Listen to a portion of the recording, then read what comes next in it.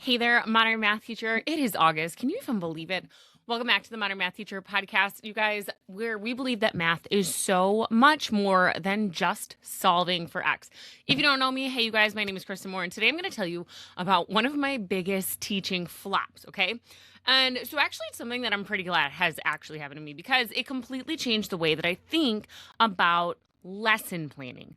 So, you know, those lessons that you feel like they're like part of your identity as a teacher, right? Because you've taught them for years and you've recommended them to your colleagues. You've maybe talked about it on your own podcast or blogged about it before, right? So the ones that you think like this one never fails. I had one of those until I didn't. Okay. So it wasn't because the math changed. And it's not because my students suddenly became lazy, right? And it's not because I suddenly forgot how to teach it, right? It's because the world changed and I had to recognize that I needed to change with it. I almost missed the lesson that this was trying to teach me until I started thinking back. So if you've ever, walked out of your classroom and wondered like, why did that not land like it's supposed to, then I think today's episode might help change the way that you answer that question. So years ago, when I was at my very first high school flex tech, shout out. If you ever listen to the podcast for a while, you probably have heard me mention that school before. It's like where I began falling in love with project-based learning and where I learned to hone my craft for 10 years. So in my time there, I was constantly experimenting. I was trying out new ideas, looking for ways to make math feel authentic and really come to life. And I had this project that I absolutely loved. It was one that I developed early on, and I was just so proud of it because I had just learned about PBL, and it just kept landing each and every time. And it was our students comparing a bunch of cell phone plans, okay? So they would look at the pricing structures, they wrote linear equations, they compared costs, we defined different variables, they had to defend, which one of the plans it was that they thought was the best value for them. It was one of those projects, you guys, that like literally checked all the boxes at the time, right?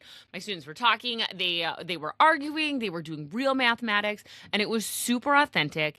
And every year it worked until it didn't, right? So I remember going to introduce the project the way that I normally do, and I expected students to jump in, but instead they were like, Miss Moore, like that's not real anymore. And I was like, what?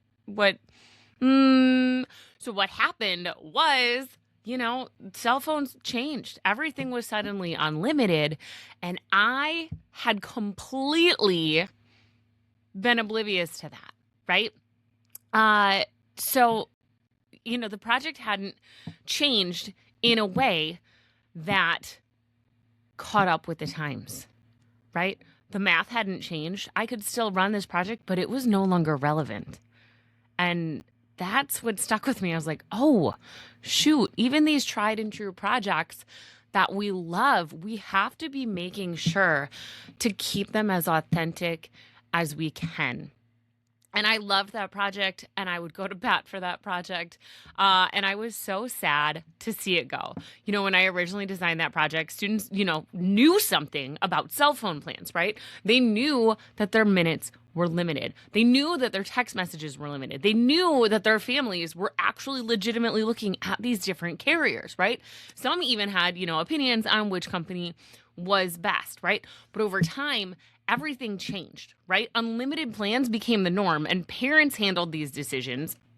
Even for my students who were, not on their parents' plans, like they were just going to go with the best unlimited one that they could grab from Walmart, for example, right? So the mathematics still worked, right? But the context no longer meant anything to them. And that realization was honestly like humbling, right? Because I'd spent years telling myself, like, this is an amazing project. It's a great way to kick off the year. It is a quick win. And it was, but it just wasn't relevant anymore. And so that's not the same, right? That distinction changed how I think about lesson planning. It could be a great project. It could be great in real world, but if it's not relevant, it's going to miss the mark. So that's got me thinking, like, we throw the phrase real world around all the time, okay? And don't get me wrong, still incredibly important, right? But here is something that I learned from all of this and in my years in designing projects since, just because something exists in the real world doesn't mean it matters to the student sitting in front of us. That's relevance, okay? Relevance isn't about the world, it's about their world, their experiences, their interests, their questions, their lives. And sometimes those things change faster than our lessons do. And honestly, you guys, that's okay, right? Because I don't think our goal as teachers is to create one perfect lesson that lasts 20 years. Our goal instead is to stay curious enough and to keep asking, like, does this still connect with students sitting in front of me today? That question, you guys, has probably changed my teaching more than anything else. Okay. So these days, one of the first things I do when I'm planning a lesson is something like really super simple. Okay. So you guys know that I'm teaching from the Illustrative Math curriculum now. Excited for that. One of the things that I do appreciate about it is that almost every lesson has some sort of real world scenario or context. But before I start thinking about the pacing or the questioning or the differentiation, I'm going to read this scenario and I ask myself one question. Would my students actually care about this? Sometimes the answer is yes. Freaking awesome. Let's go. Okay. And then I start thinking about how I can lean into it, right? Maybe I know a local example that I can connect to it. Maybe I can connect it to something that's happening in our school. Maybe I can tie it into something that they've been talking about recently. Those little moments are what makes the lesson feel more personal, okay? But sometimes the honest answer is no. My students aren't going to connect with this. And that's not because it's a bad lesson or because it's poorly written, right? It's just not something that is naturally going to resonate with my students. And that's okay too. There's no, whatever. It is what it is. But when I do read it, then I need to think, my students really aren't going to care about this lesson, but I don't immediately start rewriting the lesson, okay? There were times in my career when I definitely thought I would have had to. I thought every lesson needed to have an amazing real world hook. Some elaborate project, right? I taught exclusively through PBL. Everything was an elaborate project. Some current event. We always want to catch them, launch the project, have an anchor activity that is super current. Or some connection that would make the students really excited about math. But you guys, I just can't. You don't need to put that kind of pressure on yourself anymore. So instead of thinking, I'm going to change everything, I'm going to go all out, I'm going to go back in and full PBL this and make it fully customized to my kids, I just ask myself a different question. So if the context of this problem isn't going to be meaningful, what mathematical thinking is? Because here's sometimes that we forget about a lot. Students don't only find meaning in stories, right? They find meaning in growth, personal growth. So they can find meaning in solving something that they didn't think that they could solve. They can find meaning in recognizing a pattern. They can find meaning in defending their argument, right? Saying I think this person is right because, okay? They can find meaning in noticing something that nobody else noticed. So sometimes, you guys, the most meaningful part of the lesson isn't the scenario. It's the thinking that it's producing. And when that's the case, I tell my students that. I keep it real with you and I keep it real with them. So I said something like, ooh, okay, so today, the context really isn't the important part. What I want you paying attention to is how mathematicians think when they encounter a problem like this. Maybe we're going to be looking for structure or making sense of a complicated situation or critiquing somebody else's reasoning, right? Maybe I'm going to have them focus on looking for multiple solution paths. Now the relevance shifts. Instead of trying to convince students that someday they're going to be in this exact same scenario, which they won't be, right? I'm helping them to recognize the skills that they're developing today that they can transfer to any situation in the future. And honestly, that's become one of the bigger shifts in my teaching. Now, let me give you guys another example. So, in the past, I've done a super fun Glo Germ activity in class. So if you've never seen or used Glo Germ before, it's pretty cool. It's like this powdery stuff that glows under black light, so you can actually see how germs spread. Students love it, and at one point they were like literally like running around. They high five each other. They're trying to spread the virus, doing anything that they can, right? And of course, that's just hilarious, right? They're seeing who they can rub it on. It is. Then they turn off the lights and we pull out the black light, and then we just start checking everyone's hands.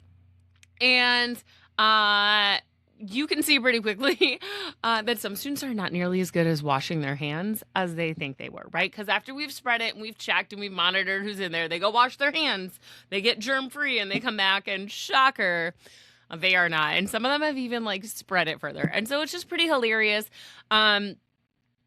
For the whole class, and everyone has a good time doing it, right? And what I loved wasn't actually the activity, it's the conversations that follow, right? So when we started looking at the data, how many people had caught the virus? How did it spread the way that we predicted? Well, were our mathematical models, were they accurate, right? Because we had anticipated, we tracked our data. Did it match? Did it not? That's really what made the lesson memorable. Of course, it was fun going around and doing all that. It was a little bit silly, but it provided really good, deep, rich context for us to talk about the mathematical processes and the modeling process that became embedded in it. It was really great for them to see that predictions aren't always exactly right? Like real life models are messier, or real life scenarios are messier than the models that we're making. So instead of feeling like failure, that becomes the lesson for the students. When we start asking questions like, why didn't our predictions match? And what assumptions were made? And how can mathematicians make these predictions even if real life isn't super predictable? And those are the kind of conversations that I want students having. So was it a perfect lesson? Absolutely not. Would I change things if I taught it again? I'm sure that I would. But it was meaningful. My students were curious. They did ask questions. They made sense of mathematics. And that's the kind of engagement that I'm really going after, right? Not just students who are entertained, but students who are thinking. So here's what I want to encourage you guys to do this week. Or this month, because it is August. We are back to school. Before you teach your next lesson, before you print the worksheet, before you open up your slideshow, before you worry about whether this is going to be fun enough, pause for a moment and ask yourself, would my students care about this? Or why could they care about this? If you have a genuine answer, love it. Lean into it. Okay? If you can make the context a little bit more meaningful and think about ways to make it connect to their lives, make it more relevant, do it. If you can't, that's okay too, right? Help students see the value in the mathematical thinking and habits that they are practicing. Because meaningful mathematics isn't about finding the perfect context. It's about helping our students experience mathematics in a way that matters. So if today's conversation has you looking at your curriculum a little bit differently, and maybe you're wondering, like, should this standard become a project, or should I focus my practice?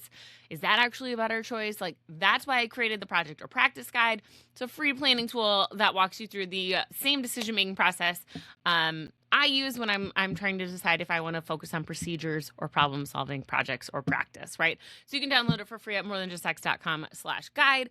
I also have a link waiting for you in today's show notes, as always. Now, before I let you guys go and wrap this up, I want to leave you with one question to think about for the rest of this week. Is your lesson simply real? Or is it truly relevant to the student sitting in front of you today? Because sometimes, you guys, as we learned with my phone plan, those aren't the same things. Thanks so much for spending part of your day with me this August. Until next time, you guys, keep reflecting, try keeping things as relevant as possible, and as always, keep it real.